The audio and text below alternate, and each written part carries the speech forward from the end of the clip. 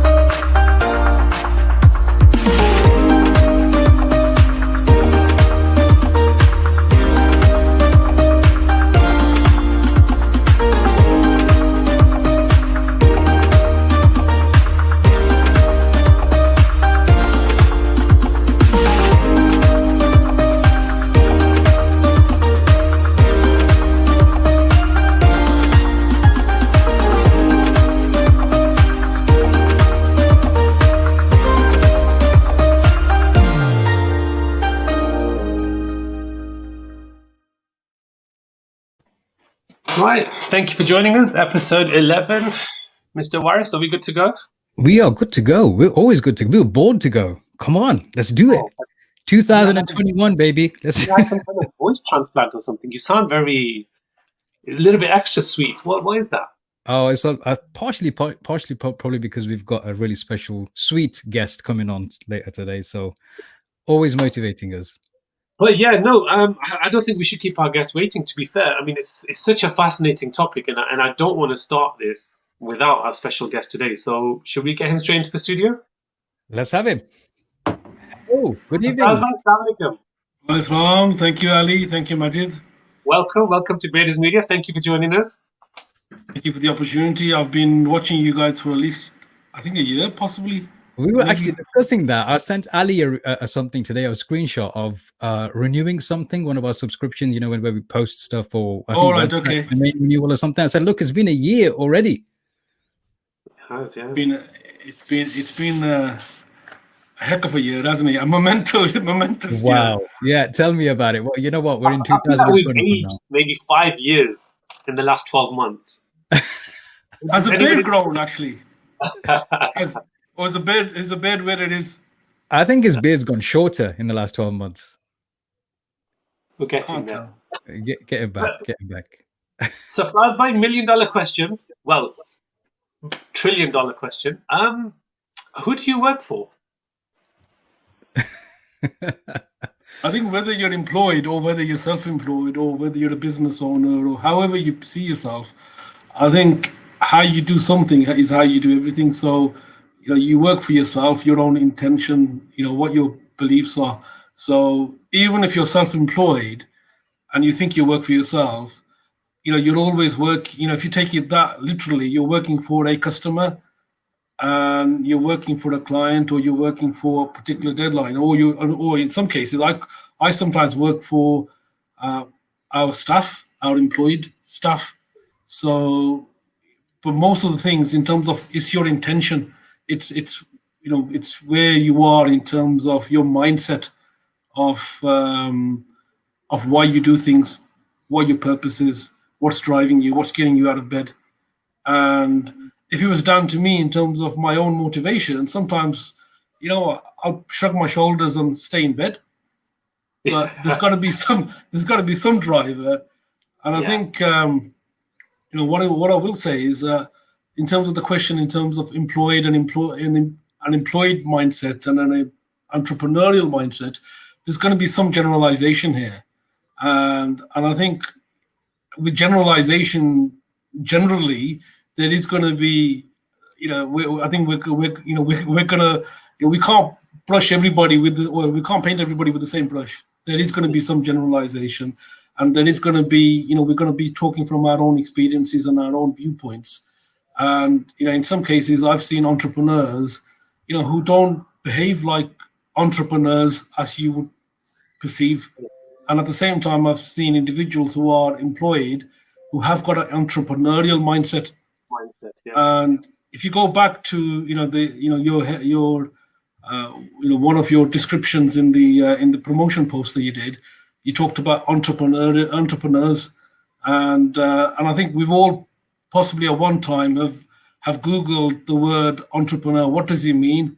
And it talks about, the word comes from the French definition, or it originates from France, and then there's a link to Greek. It always links to either Latin or Greek, and it talks about an adventurer, possibly somebody who grabs the opportunity, who takes control, and then the current English definition is about risk. And every time I hear the word risk, I think Majid Waris, but it's not that risk that we're talking about.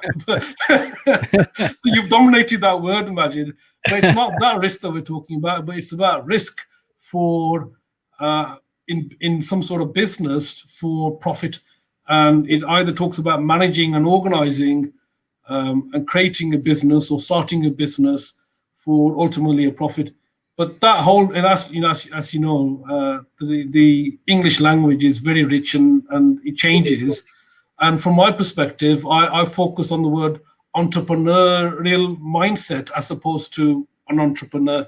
Even though in some descriptions I do call myself a social entrepreneur, but it's all about the mindset for me, Ali. Okay. So I don't think I've answered that question in an easy manner, but I've thrown a lot of things back at you. Well, that's kind of normal of Safaraz Ali.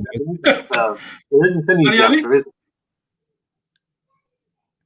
But Safaraz, I mean, if we speak about mindset, you're obviously where you are today, and I'm sure our listeners would love to look you up, because I looked you up, and there's just a vast number of companies, umbrella companies, groups, projects. And if anybody asks me, what does Safaraz do? I think the short answer is everything. Now, obviously, there's a much longer answer, but you wouldn't have set off like that, would you? If you take yourself back in your timeline. I mean, unlike most people who are in business, my plan wasn't to go into business. I was looking at a career in banking and financial services. And so, if you asked me when I was at school or even at university, it wasn't about business or setting up a business or going out and making millions. It wasn't anything like that. It was about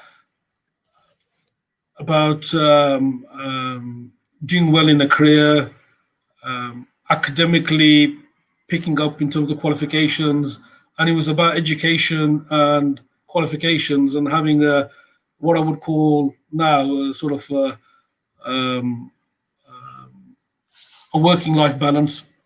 So there was an element of 2.3 kids, say, a semi-detached house, for me in Hodge Hill at the time, and a job, and maybe a decent car. That was it. It wasn't about, kids these days now all about, because, we weren't exposed to Gary Vaynerchuk's and all of these people out there. And it wasn't, so my thinking was all about progressing in a career and doing well and having that balance in between religion, life, family, and all of those. And I'm not saying I've lost all of that, but it was about that. I'm trying to do the same, but in a slightly different way. Okay. For me, sorry, go on. Sorry to cut you short there. I'm just gonna jump in and ask you a two-part question here.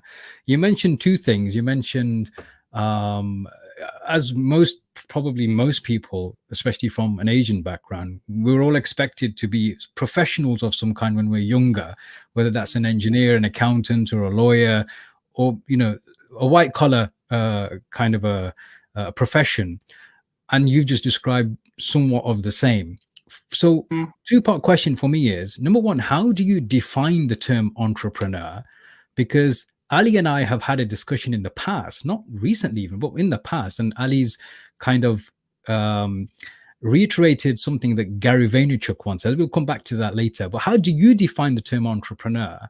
And what is it that motivated you, or what was responsible for the transition from becoming a professional in a particular field, working in an employee capacity to being the entrepreneur? I said at the beginning, the word changed as well, and there was a point in time when this word had a meaning which I didn't want to associate myself with. So there's an element of a negative meaning, and there was also I used to have a belief where you don't call yourself an entrepreneur; it's what others call you. And I think we've had that possible discussion as well, Majid, when at one of our events. So and again, we definitely had that discussion relating to the word expert and expertise. Yes, and so I've had a discussion, probably not with yourself then, with somebody about the word entrepreneur, and do you call yourself an entrepreneur or does somebody else call you an entrepreneur? So if you think about entrepreneurs, for me, I'm still from the old school where I still think about Richard Branson. But if you talk about maybe to somebody else, they may think about the owner of Gymshark, Ben Francis. Yeah, they may think of him, or they may think of somebody else. It's probably not likely to be Richard Branson for them. But when you think about Richard Branson, the view that you get in your mind is somebody who's setting up things and letting other people manage. So it's about organizing, but it's about creating. It's about grabbing opportunities, and then really setting the organization up, the enterprise up, and letting managers manage. And that's not far from what my thinking is. It's about you're the igniter, you're the creator, you're the person who energizes, transforms, but let somebody else do the transaction, let somebody else stabilize it, let somebody else work on it, but you push the boundaries.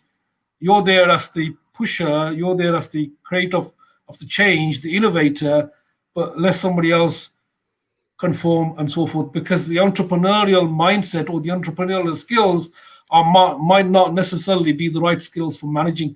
So you have a manager's skill set, an employee skill set as an example, or an entrepreneur.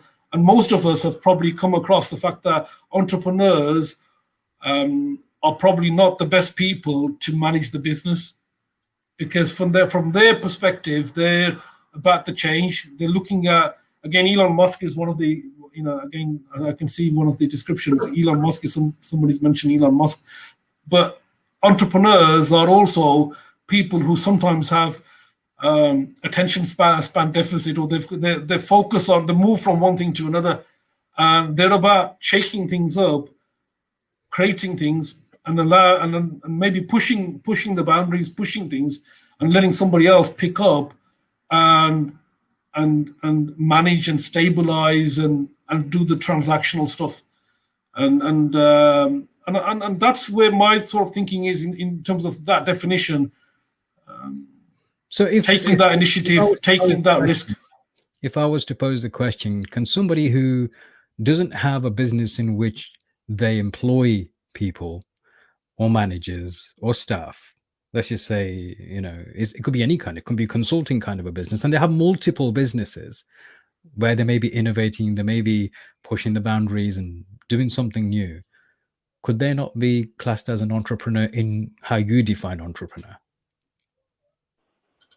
I think for me, I also have this business owner mentality. What is a business? A business is one that has, in my case, in terms of my understanding, is the one that it can operate without you.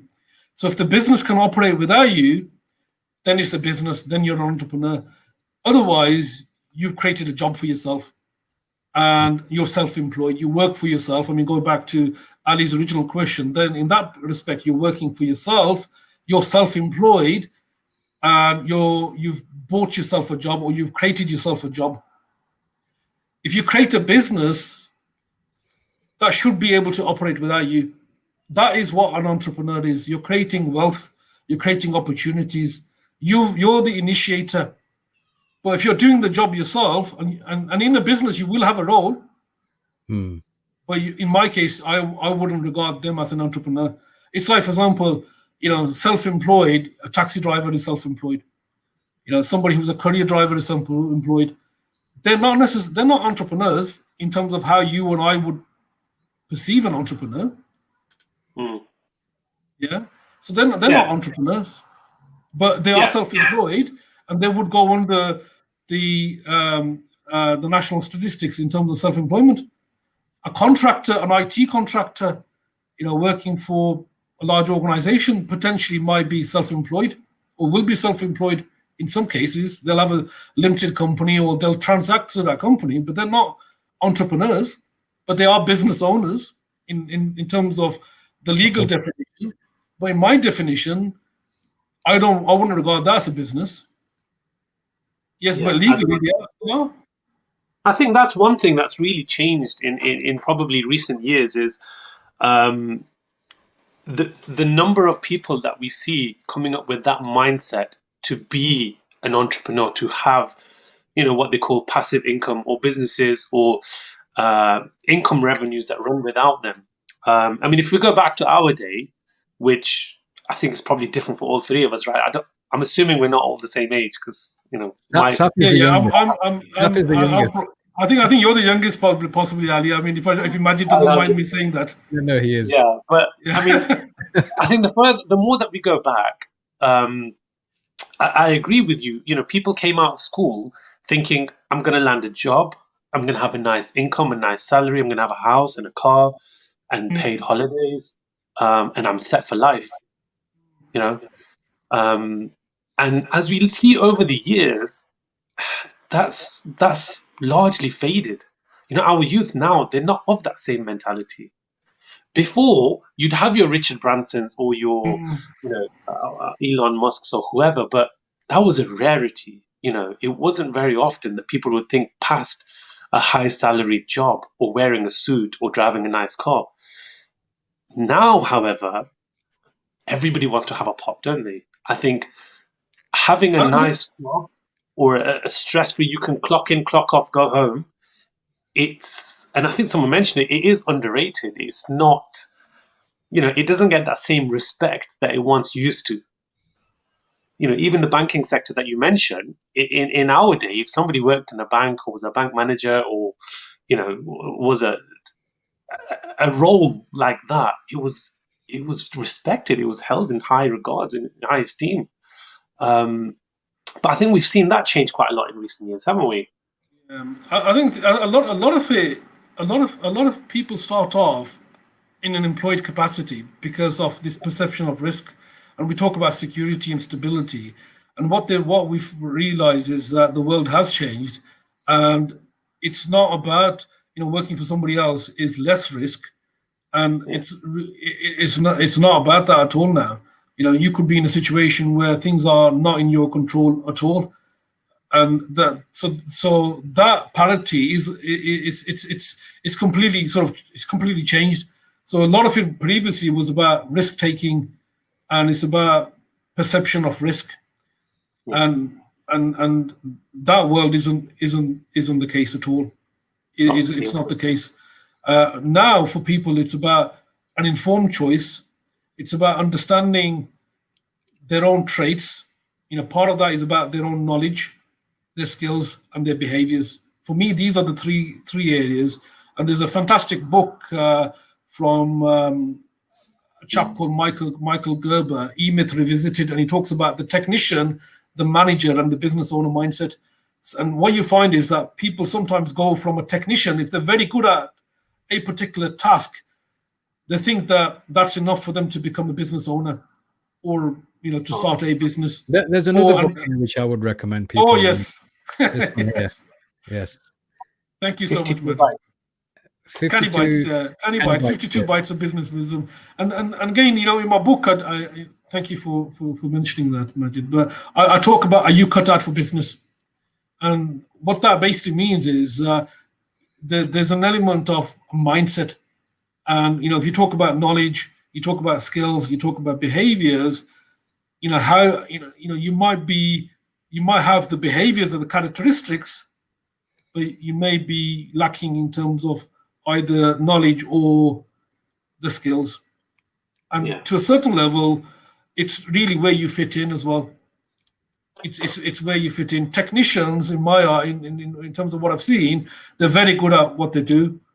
They're professional in terms of what they are. They have the expertise level, but doesn't necessarily mean that they're going to be a big business owner. To run a business these days, most businesses, there's a sales element to it. Again, there's an element of business development. There's no business without a customer. You've got to get customers from somewhere. You've got to understand marketing. You've got to understand sales. You've got to be able to. And there's so many pitfalls in running a business as well. And it's all these pitfalls that we've got to be informed about. And it's not just about compliance. It's about how you set things up. What your intentions are with the business, and it's having that element of where is this going, what your plans are, what your growth is. We start off people. There's a lot of people who have hope, they have motivation, they have wishful thinking, they have positive thinking, but that's not necessarily a plan or a business plan or a strategy. Hope on its own or motivation on its own isn't on its own going to get you anything. Just because I have the motivation to run the marathon, as an example, it doesn't mean you can jam me up as much as you want, Ali. I'm sure you could. And say you can do it, and I can believe that, but doesn't necessarily mean I can do it. So what I find, when I'm talking to people, I'm always trying to slow them down, and I'm sort of not necessarily discouraging them. I'm just trying to make that haste that they have a little bit slow. I'm just trying to slow them down, just to make them a little bit more conscious, more aware, more sort of informed, and just think about it. There's a lot of people seem to be jumping into certain things, rushing into things. It's that element of, this is my escape route. This is the route for me to do well. And obviously, you've got your elements of social media. You've got all your stuff that's out there on TikTok and various other things, which give that view that this is easy.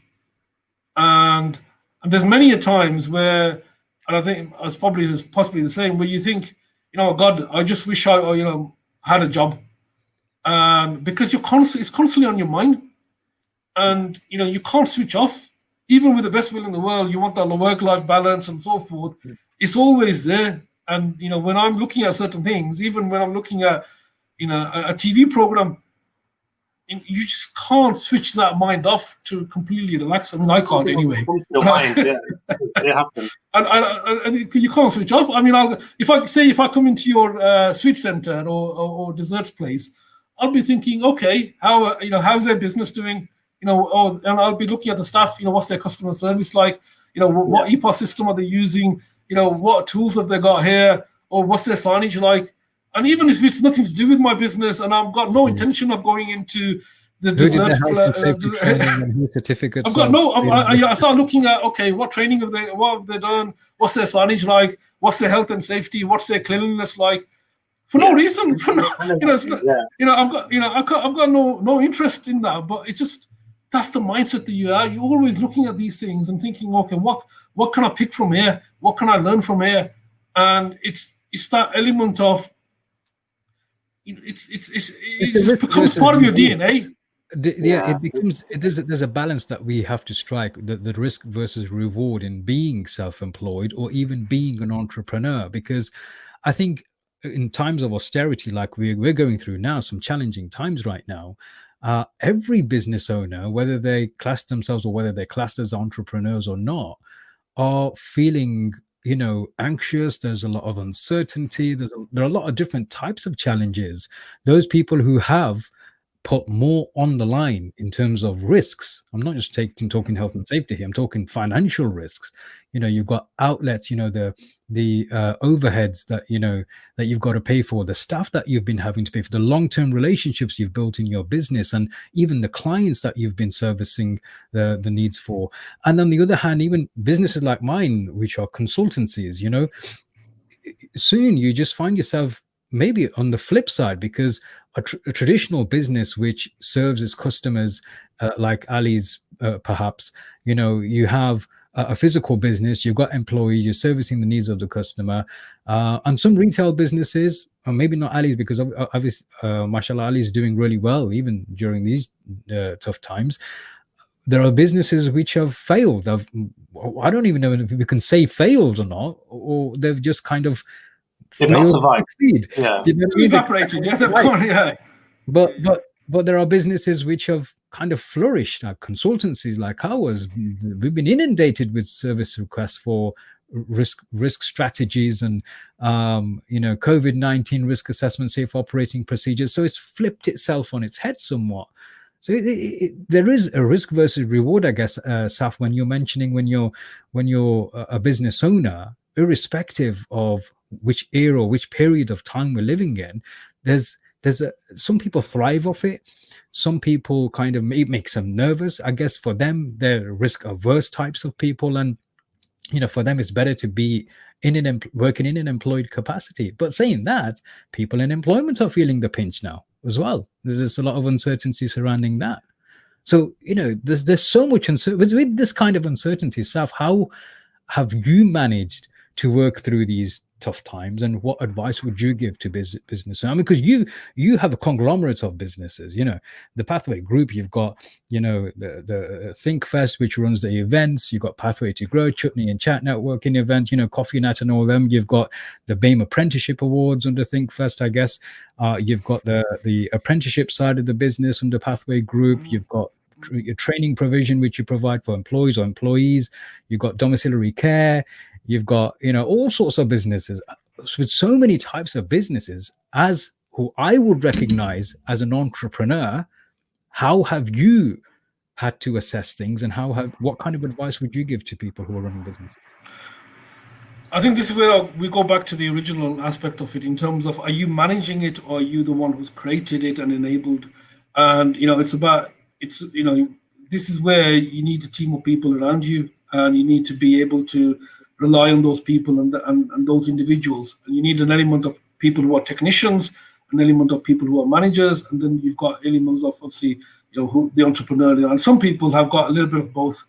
In terms of this, if I may go back to, you mentioned Ali. Ali's a wealth creator. He's created a business. That business is, as she said, thriving. He's a wealth creator. You're, if I may say, Majid, you're what I would call an enabler.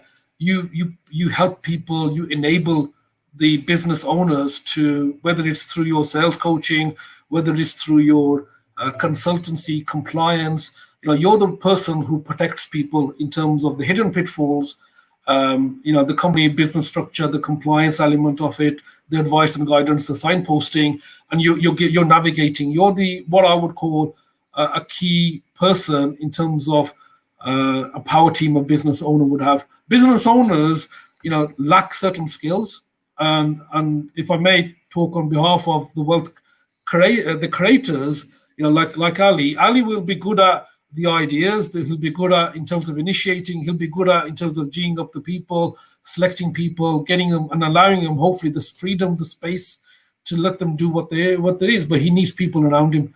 And these people around him. I wouldn't say that about Ali. He's a dictator. He's a dictator. He's a micromanager. You've got a bad habit. I always like to micromanage, and honestly, it's proving so difficult to be able to step back. When you're talking multiple sites or multiple branches or whatever, the thing that I'm finding hardest is to stop micromanaging, to not have to oversee every little element. But it has to be done. I don't know, Ali. I wouldn't say it has to be done. I think you need some coaching from Saf. Saf, taking on as a client. I wouldn't say it has to be done. I think as business owners, we need attention to detail. I don't, attention to detail and have a microscopic view is there, but that's different from micromanaging. I personally think you need to give people space. You need to coach as opposed to micromanage. So there's an element of let them work out their own answers. It's about sometimes making them aware of how you're seeing things and what your perception is, and really for one of your staff to start thinking of how would Ali, my employer, view this.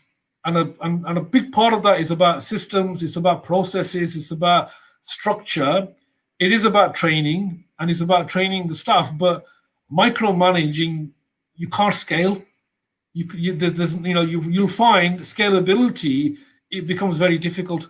So there's going to be a ceiling in terms of the growth of your business. So you And I might be think able to.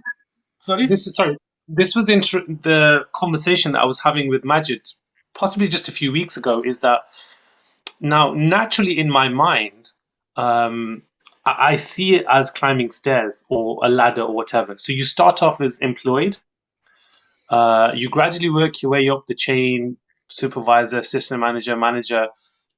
Eventually, you make the transition into being self-employed. So you start to work for yourself.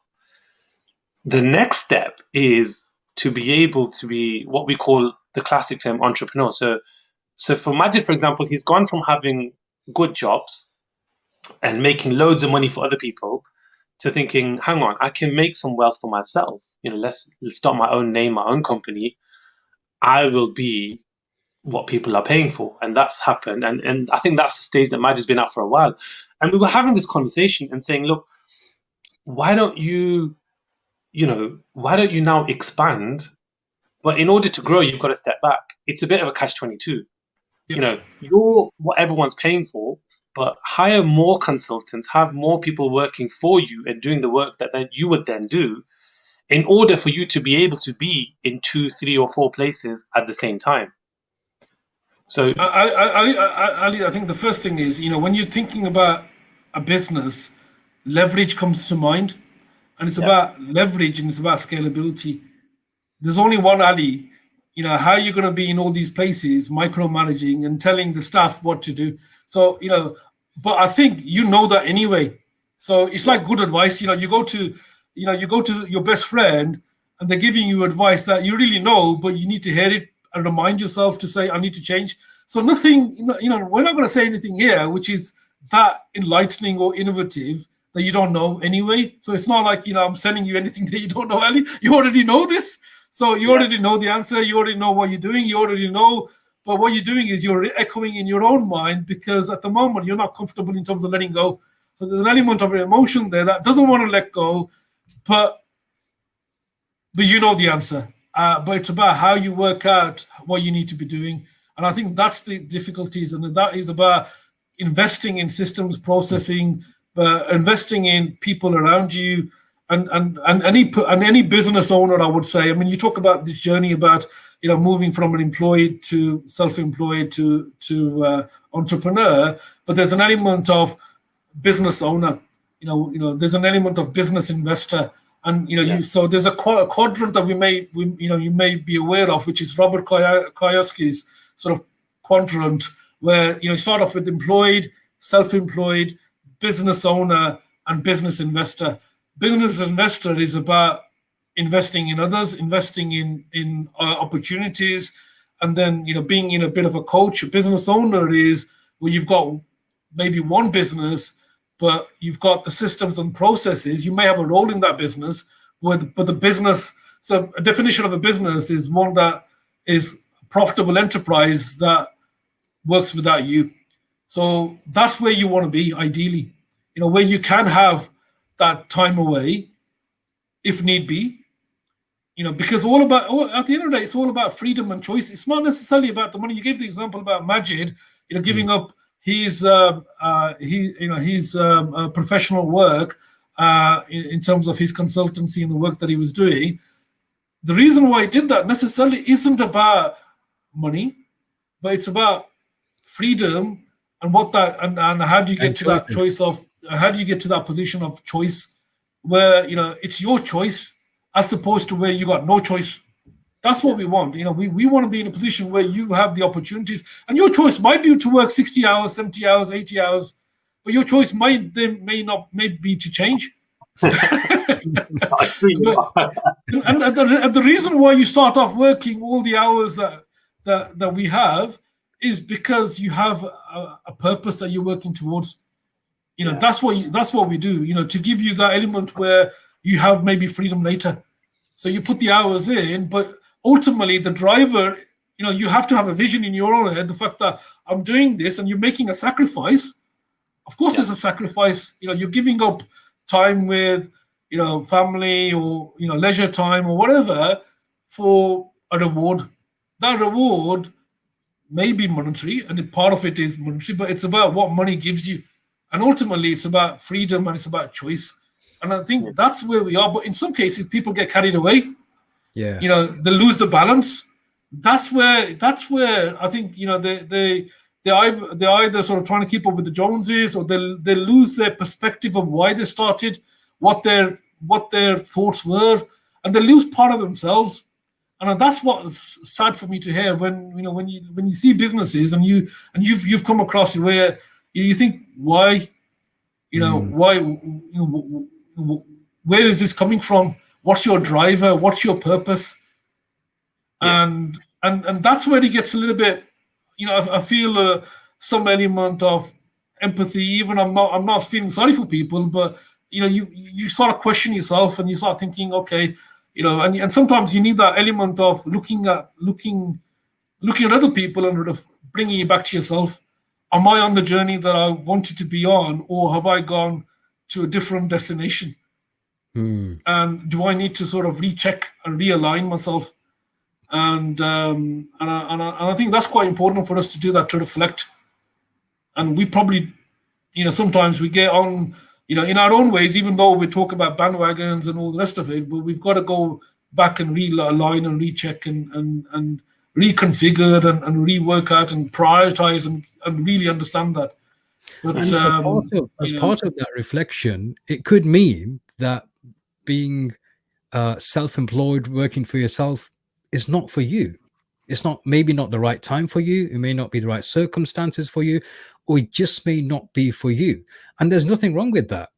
People often have this perception that, if you're a business owner, you're better off. Actually, that might not be the case. You may be better off having a 9-to-5 job, getting a good salary, having that safety net because of your personality and your circumstances and what fits. Majid, there's so many people in business who are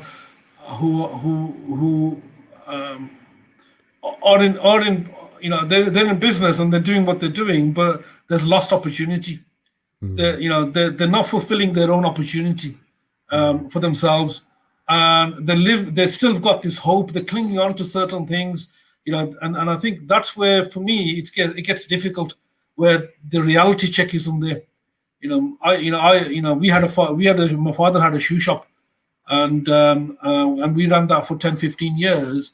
And what I would say is, I could compare our shoe shop with others, and I would say most people in that area probably would have been better off in some sort of work, but would have been better off even as a courier or a driver or in a retail area or any other work, or even as a security guard or security officer.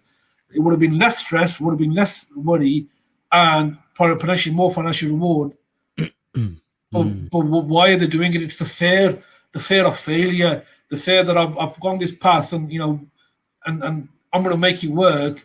And it's that reality doesn't mix with, or the dream doesn't mix with the reality, or there's still an element of things will get better, but nothing's going to change until something will change, and there's no change happening. So how are things going to change? And I think it's very difficult. And when you see business people, this perception that every business owner or every entrepreneur is doing well isn't the case at all. It's not the case. Absolutely right. Surprisingly, coincidentally even, I was at the garage today having my car service, had an oil change and whatnot. And I was speaking to the mechanic, who's an Asian, Pakistani mechanic. And he had this perception that every non-Asian was a better business owner. And that was just his perception. And this guy is a lovely guy, always enjoy having conversations with him. We talk about lots of random different things. And his perception has always been that non-Asians are better in business than Asians themselves. And we ended up having this conversation about choices and life and what people end up doing with themselves, the way people invest in certain things. Some people don't take the risks. Some people will spend lots of money on certain things, but not spend that money where it should be spent, in his view, because that's his view. And it's amazing. It's interesting how this discussion evolved into a discussion about discovering ourselves, discovering oneself. And I kind of when we finish the discussion, my parting words on this occasion, I'm sure there'll be loads of other occasions, inshallah, where that when we understand who we are as individuals, what you mentioned clearly earlier on about staying in your own lane, when people sometimes divert and then they forget why they started, forget what the motivation was, forget what the intention was. When you discover yourself and you get to know yourself, there's a lot of emotional intelligence that comes into play when we're dealing with life. Then you don't care about what other people think, say, or do. You do what you feel was the right thing for what was then and what is the right thing for you. And then contentment in life is more easily attained when you do it for the reasons you understand rather than doing it for reasons you don't understand.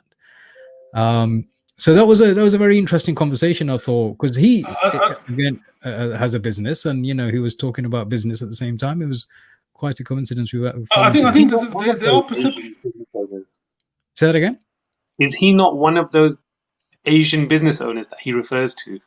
So he inadvertently told you that if you go to a non-Asian garage, they're better than him. Ali, you find that where British Asians are harder on themselves. He's not British. He is British, but he was born and bred in Pakistan, and he came here in his 20s, I believe. Yeah. Okay. So Asians generally, I mean, again, I'll say what I said at the beginning. We are generalizing. We're talking from our experience and our viewpoint, and when I come across Asian business people, I find that they're not aware of what people outside their immediate network is doing. They might know exactly what their direct competitor is doing, which is possibly a relative of theirs or a friend of theirs or whatever the case is, but they won't know exactly where who one else is doing, and they don't know necessarily what's new out there. So they're not thinking in terms of innovation, improvement. What drives them is fear in terms of how they are with competitors, but also fear in terms of their staff and their people around them. And they've got this fear constantly in terms of somebody else is going to come in and take something from me. And there's all this fear of loss that they have, and that seems to be their driver predominantly. And fear the fact that fear of what other people might think, or fear the fact that my staff aren't working, or or they're looking at the CCTV. They've got their phone out, looking at their CCTV. What my staff doing? What's he done here? Why is he not working? Why is he standing there? Watching his phone or something else or whatever. And this is constantly on their mind, and it's picking these things up, picking these things up, as opposed to, what can I do to change? What can I do to improve? What do I need to be doing? And, you talk about working on the business, working in the business, but, the best use of my time is always working on the people who are working in the business. It's not, and then secondly, it's working away from the business in terms of planning, maybe talking to other people, learning from other people through networking, maybe looking at seminars, being open-minded in terms of, what can I learn from that? And then it's about actually doing the day job, the nitty-gritty, the detail, and so forth. And again, being conscious with your own time. Where are we spending our own time? And what's the most effective use of our time? But there are certain prejudices, there's no doubt. If you go outside, you'll see the indigenous community think that any British Asian is an entrepreneur, or they're mainly entrepreneurs, and they're leading in business. That's not necessarily the case. There's a lot of them. There's definitely quite a few of them, and they may be dominating in certain areas, but we're not necessarily the movers and shakers in business. But there's a perception for people that, and that's not necessarily what the facts say or what the stats say. But there is a perception that predominantly Asians are dominating the business sector and industry, and there's certain areas, and it may be in these, but it's not necessarily what's the reality in terms of the figures. But going back to the point that which we started off with in terms of entrepreneurialism. I believe that you can be employed and have an entrepreneurial mindset. It is a mindset. Yeah, it's an attitude. It's an approach. It's your philosophy, and it's about you. And we've got to go back to that. You can employ people who have got that mindset and are entrepreneurial, and they can come in and help you grow your business, which is what we want to try and enable. We want to nurture that opportunity. They may not be there for life, and just as no job is for life anymore, and people will sometimes come and go, and sometimes we're employing people who we know are doing this job to go because they're students, or they're in this job, but we know that they're not necessarily going to be here in 10 years time. But we've got to be comfortable in terms of letting go. We've got too much fear in terms of sharing knowledge, sharing information, because we think they're going to take this information and start up as competitors, or we don't invest in them because we think potentially they're not the right people. So our intention, we've got to go back to ourselves, and we've got to have again, forgive me for saying this, but we've got to have a clean heart and the right intentions, and everything starts with the intention in everything, and you've got to have the right intention, and regardless of the person. And the right intention, whether it comes to business transactions, the right intention with the way you're working with your staff, the way you're serving the clients, the right intention goes throughout all the dynamics of running a business. So I 100%, you don't need to ask for forgiveness for mentioning that. I think it's a pivotal point, in fact, a foundational point of running an ethical business. Yeah. And again, having the key team around you, not just about the employed people, but having advisors around you, having people that you can lean on, people that are peers that are genuinely supportive of you, and having that support network, whether it's professionals or whether it's, uncle or coach or whatever, whether it's, mentor or whatever it is, it's about being able to grow yourself. And if you're not in a growth mindset yourself and you're not open, then it's going to be difficult for your business to grow. There's going to be an element where there will be a limitation. Either you're going to worry with, you're going to have fear of worry, and and that's going to hopefully not lead to health issues, or it's going to be an element where there's too much frustration, negativity, and you put your hands up and say, well, actually it's not for me, or you move out. But I think we've got to start with ourselves. We've got to start with our own approach and our own sort of thinking, and how are we growing as people. You guys have been on a journey, and you've spoken to many people, and and I'm sure and even with yourselves, when you're thinking out loud, there's an element where it might change your thinking a little bit. You're going on a particular path, it might just touch you and then change the direction a little bit. And I think we just got to be open to that. Otherwise, you're just cocooned and closed. If we speak about path, and perhaps address slightly on grassroots or the academic route. So when you're going through the educational system or going through school, do you think there's enough emphasis on the entrepreneurial opportunities or business itself? Do you think, because I always saw it as a bit of a production line for employees, school, colleges, universities, they churn out good employees, don't they? Almost like robots.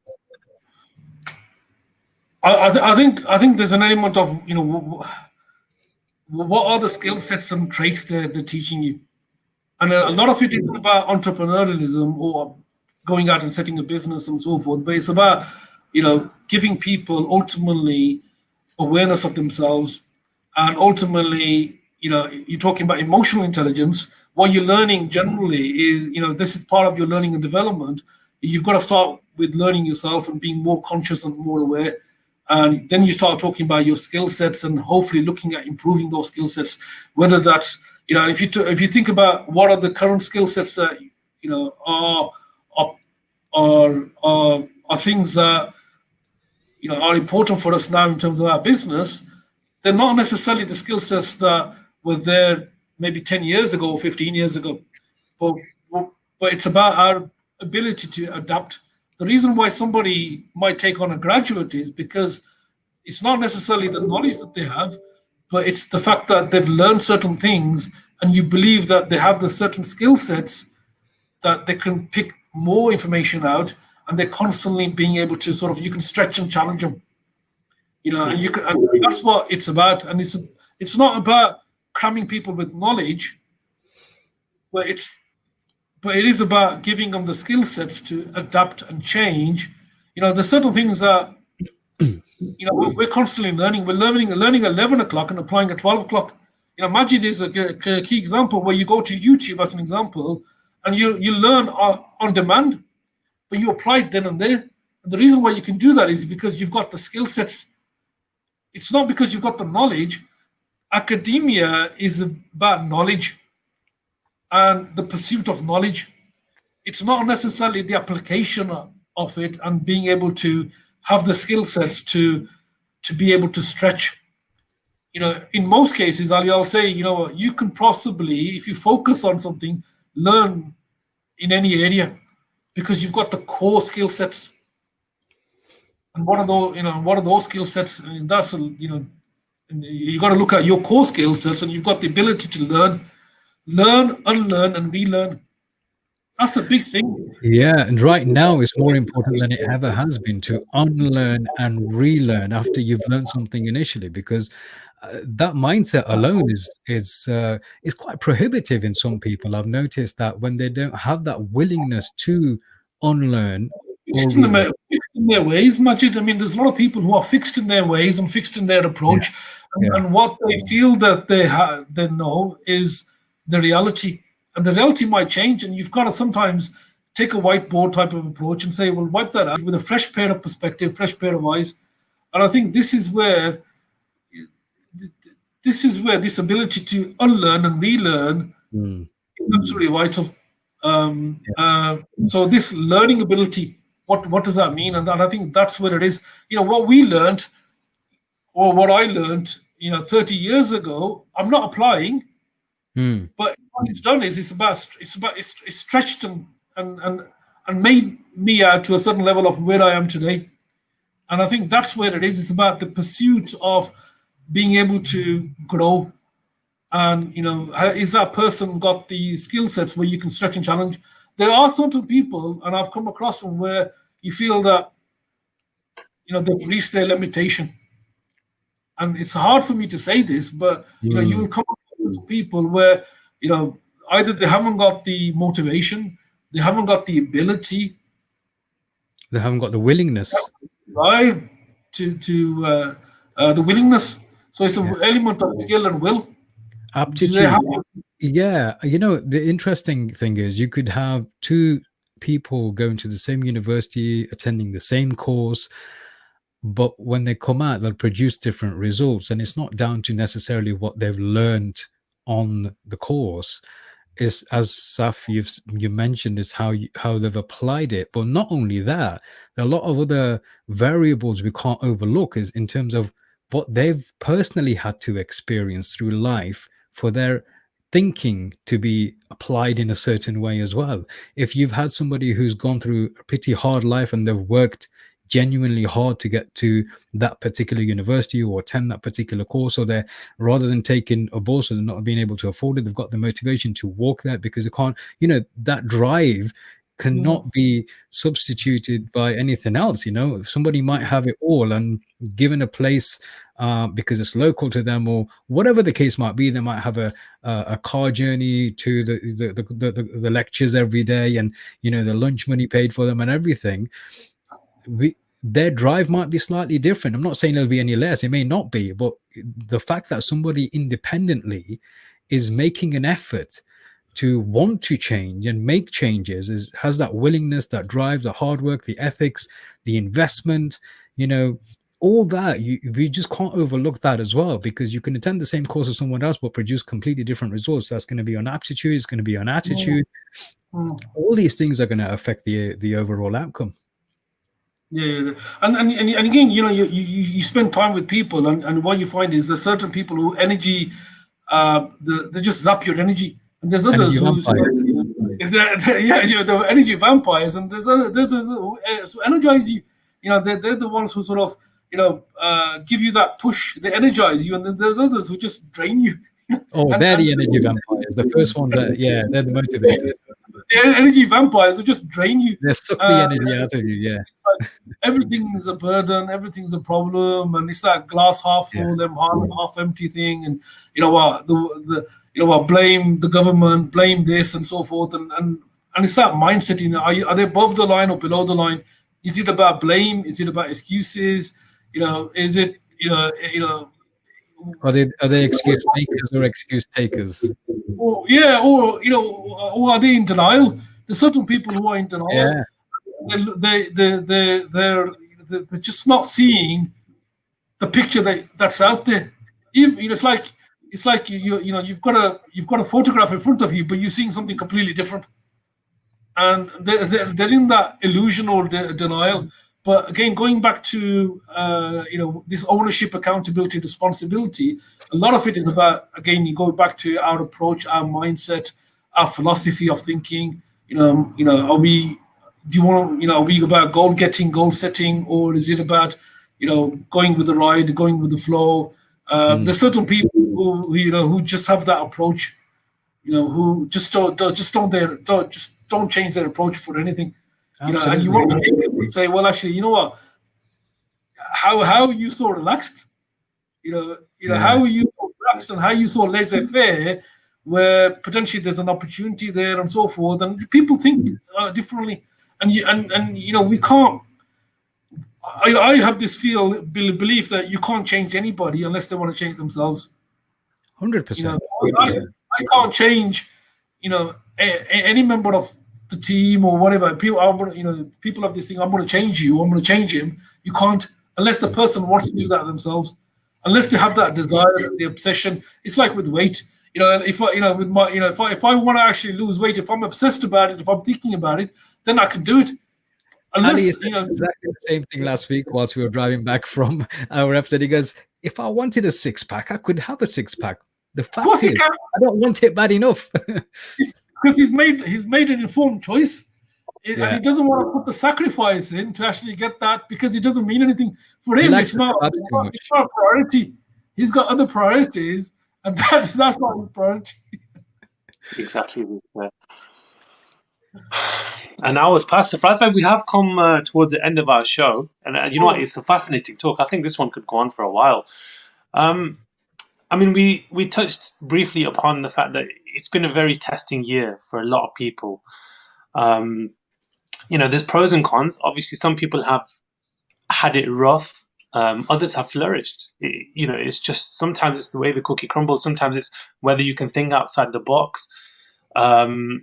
Whether you see everything around you changing, but you still carry on trying to do the same thing. It's like you wouldn't dress the same on a hot day at the beach than you would, at the North Pole. So, what's your advice to people out there today, just looking at the elements, the environment, the economy, and trying to get their head around it? What would you say to them? I would echo what you've said, Ali. I think there are people who've thrived. There are people who are just surviving, and there are people and businesses that are diving. That's mindset. That's their approach as well. And it's about some people's attitude and approach, and they feel, and people worry about things that they can't control, and that's the first thing. There's certain things that this fear is is our biggest obstacle that we've got to overcome. And what is fear? Fear is the false expectation that something's going to happen. A lot of it is about the future, and this is going to happen or this is going to happen, and that worry disables us from doing anything. And we don't take action, we don't control the things that we need to control, and we don't make the decisions that we need to make at the right time in the right manner. So this is about informed choices. This is about clarity of thought, and getting away from all the noise that's out there. There's a lot of noise, and this noise, unfortunately, disables us from having that clear thought. Unless you can think yourself out of the problem, or think in a way to really get the problem, the problem that you're working on.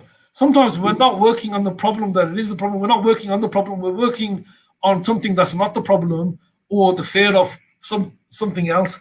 And that's your biggest obstacle. And I think we don't see reality for what it is, and you've got to somehow be able to clear the decks a little bit. This is where this mindfulness comes in. This is where that clarity of thought comes in, and sometimes we can do that in our own way, and sometimes we need to be able to talk it through to somebody else.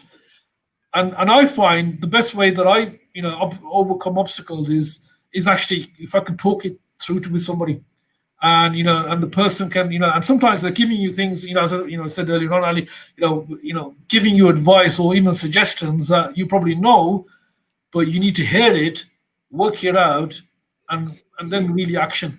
And it's about action, but the right action in the right way, that and understanding why you're doing that in an informed manner. And I think for me that's absolutely vital. And whatever the issue is, whatever you and there are certain things that are not in your control, but what can you do about them? Exactly. Saf, this is the first episode of 2021, and we've come to the close of our first episode. It's been an hour already, and I can't believe it's been an hour. Yes, I know. Maybe we should have a part 2 at some stage.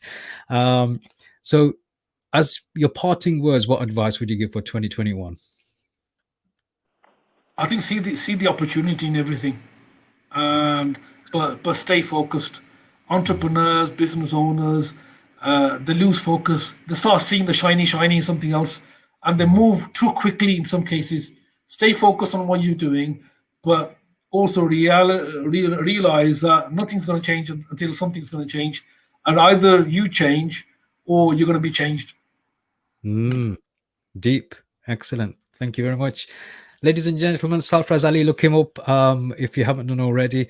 And that brings us a close to our 11th episode of season 2 of Beardos Media. This was all about who do you work for? And I think next one as a follow-up, Ali, it should be what do you work for? So maybe that could be a follow-up at some stage. Keep your eyes peeled, log on and do subscribe to our social media handles at Beardos Media. You can follow Saf at Safaraz Ali. In the meantime, enjoy the rest of your week. Have a safe time ahead, and we will join you this time again next week on Tuesday at 7 p.m. Have a good one. Sure.